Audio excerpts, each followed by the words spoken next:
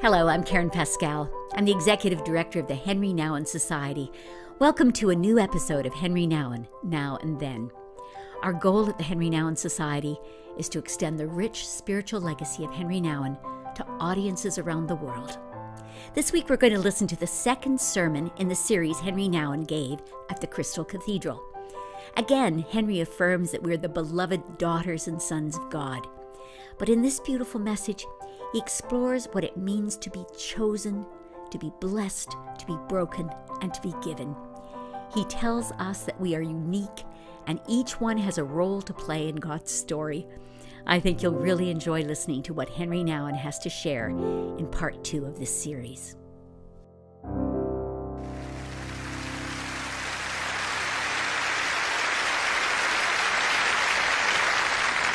I'm really grateful that I am invited by you all to be here. And I would like to very simply say that you and I are the beloved daughters and sons of God. And that's very hard to claim,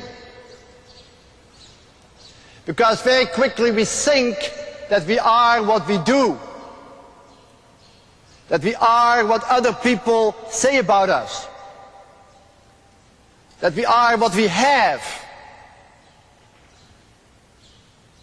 But the real truth that Jesus announced us is that we are, like Jesus himself, the beloved child of God. And it's very, very important that in the midst of this world that keeps telling us, no, you are what you do, you are what people say about you, you are what you have, that we listen to that voice that keeps telling us, you are my beloved, on you my favor rests. And this morning I would like to talk a little bit about how we can become more fully the beloved, if that's true. And the story that you just heard was a story about bread. Jesus took bread and he blessed it.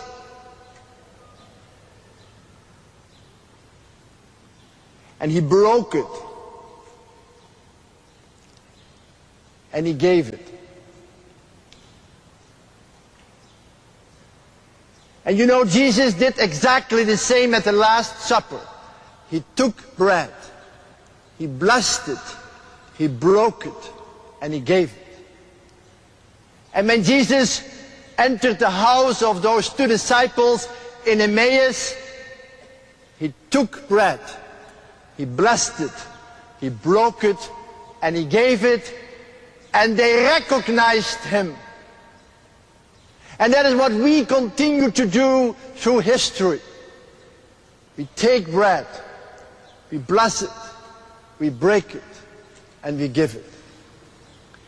And what I would like you to hear today is that these 4 words summarize the life of Jesus. Jesus is the one who is taken by God, who is blessed by God, who is broken on the cross and given to the world. And these same 4 words are the words that summarizes your life as the beloved, like they summarizes Jesus' life as the beloved. Because your spiritual life, your life as the beloved daughters and sons of God is a life that is taken, that is blessed, that is broken and given. And I would like very much you from today on remember just these 4 words. If you could just go home and say, I am taken, I am blessed. I am broken.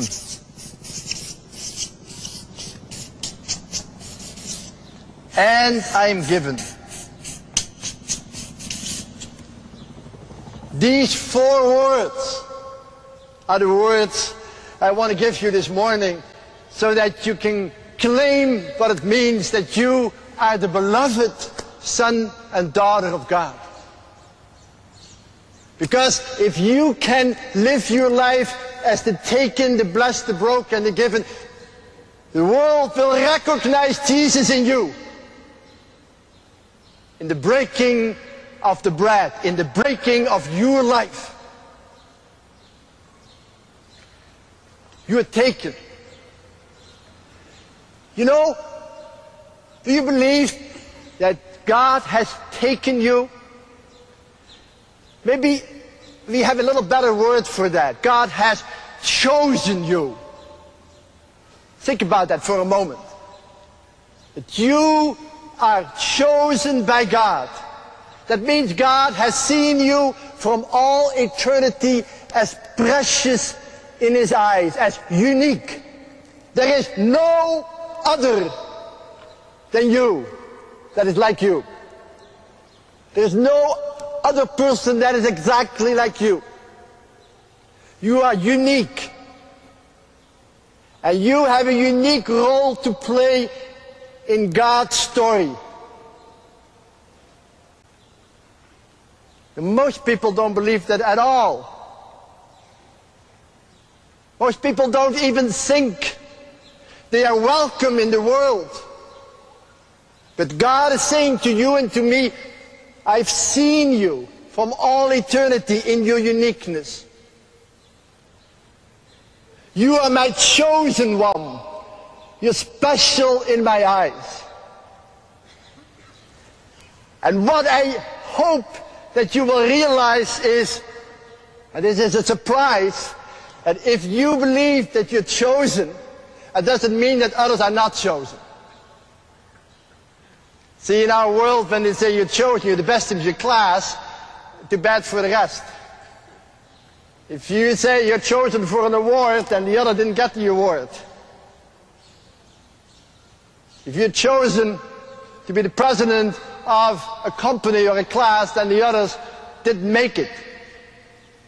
But in God's way, that's not at all true. In fact, if you believe that you are chosen, God gives you eyes to see the chosenness of others. You'll suddenly discover that your chosenness, your uniqueness, opens up in your heart a place where you can suddenly realize, hey brother, hey sister, you too are unique in God's eyes, and that didn't take anything away from my uniqueness. That's the great news. Very hard to claim in a world of statistics, and a world in which you often think that you're just a number. But hold on to it, because it's the first sign of your belovedness. And the second is you're blessed. You know the word benediction? You know blessing, benediction? That word comes from bene, which means good things, or good, and dictions means saying things. Benediction means saying good things. You're blessed, that means God is saying good things to you. In my community, with mentally handicapped people, there was a wonderful woman called Janet. And I came to one of our homes, and I saw Janet coming up, and she says, Henry, can you give me a blessing? You know, and as a good priest, I put my hand on her and say the name of the Father, and the Son, and the Holy Spirit. He says, Henry, it doesn't work. I said, doesn't work? Yeah, I give you a blessing. He said, doesn't work. And I was confused. I said, what do you want? He says, I want a blessing. Well, after the service, and there were a lot of people sitting on the floor, and I said, Janet wants a blessing. And she said, yes, I want a blessing. And she walked right up and put her head right against my chest, and I had this alp on, and I put it around her, and she huddled herself right in me, and I perked up her chin a little bit, and I said, "Janet, you're a beautiful woman. You're so beautiful. We love you so much. And I know you're a little low today. You need to hear it again, that you are the beloved of God and that we love you." She looked up and says, "Yes, Henry, that's true." And she walked back. And right after that, everybody else said, "Hey, I want a blessing too." And people came all up, and I was blessing people and holding them and telling how good they were. And finally, one of those big assistants, Notre Dame football player who was staying with us to help out, big, strong guy, his neck going right here. And he said, "What about me?" I said, "Come up." And I put my hand on his shoulder, and I said, "John, God loves you." And big tears came out of his eyes. We are called to claim the blessing and to bless people wherever we go. That's our Christian call, to say good things of people. Not to give them little compliments, but to say good things about their being human, about their belovedness. But we are also broken. And I have a deep feeling that our brokenness in this world has a lot to do with relationships. Maybe you and I are not poor physically, economically, but we might be poor because there is a brokenness in our hearts. And I guess each one of you will know what that means. Husband and wife won't be able to speak well to each other. Children and parents feel brokenness in their relationship. Friends that you thought were there for you suddenly cannot respond to your needs. And you can feel an enormous inner anguish and an enormous inner pain. If I ask myself, what is my biggest suffering? It's always somewhere to do with brokenness in the relationships. We all have broken hearts. Somewhere people did not love us the way we want to be loved. Somewhere we feel rejected, abandoned, misunderstood, marginalized. And what do you do with that? I want to give you two words.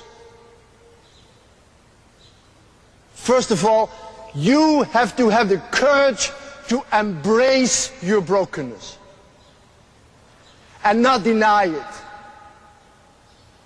To befriend your brokenness. To say, yes, I am in pain, and I'm not doing as if I'm not. I'm hurting. I'm crying out. I'm in pain. But it is my brokenness. And just as I am unique, I claim my unique pain. We have to have the courage to embrace our brokenness and to claim it as our pain. That's what Jesus means by taking up your cross. He doesn't say make a cross for anybody else. He doesn't say create a cross for yourself. He says simply embrace your cross and say it's mine. You will never be a happy, joyful person when you always deny your brokenness. Oh, it's not so bad, we'll get over it. Just let's look at the other side. No. First of all, look it in the face and don't be afraid. And secondly, I would like to say to you, dare to put the brokenness under the blessing. Put your brokenness under the blessing that says that you're good. And many of us live it under the curse. Many of us say, well, I wasn't good anyhow, and now look what happened. I lost my friend. Look what happened. He betrayed me. Look what happened. It all proves I'm no good. But Jesus calls us to take our brokenness and put it under the blessing, under the hands who says, you are my beloved daughter, you are my beloved son, on you my favor rests. And when you put it under the blessing, you will be able to say one day the same words that Jesus said. Didn't you know that we have to suffer and so enter into our glory? When you put your brokenness under the blessing, then your brokenness can be a pruning in which you are purified and made more and more golden, holy for God. That's not easy, but it's the call. And finally, you and I are given. You and I are taken, blessed, broken, to be given to the world. You're not there for yourself. I'm not there for myself. I'm there for you. You are there for me. We are there for each other. But we are there for the generations to come. Your little life does not end on the day you die.